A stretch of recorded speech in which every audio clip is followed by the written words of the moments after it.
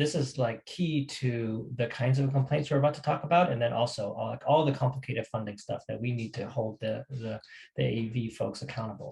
So apologies if this is a repeat, but it's good again to hear it again. So the LCFF is the way that school districts are funded here in California. It is the funding system, like the rules control more than 80% of school funds.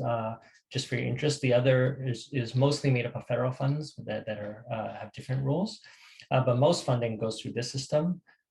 There's 3 pockets of funds in LCFF. The first is base funds. That's most of the funds. The chart there is a little bit small, but you'll see, about 2/3 statewide of funds are base funds, and that's just general spending. That's the general funds in their budget. They pay for electricity with it. They pay for instruction materials. They pay for teachers and grounds and facilities and janitors and all that good stuff. Then there's 2 buckets of funding called supplemental and concentration funds. Supplemental funds need to be spent on 3 student groups. The first is low-income students, as defined by free and reduced lunch. The second is foster youth, and the third is English learners. And so for every one of those students you enroll, you get this extra pot of money. You can see in the little chart, that darker blue slice is the supplemental fund. And then concentration funds are for districts that have more of those student groups. They get an even additional amount of money. They have a high proportion of those students. They know that this community has extremely high needs, and so they give even more money to serve those students, really with the purpose of promoting equity.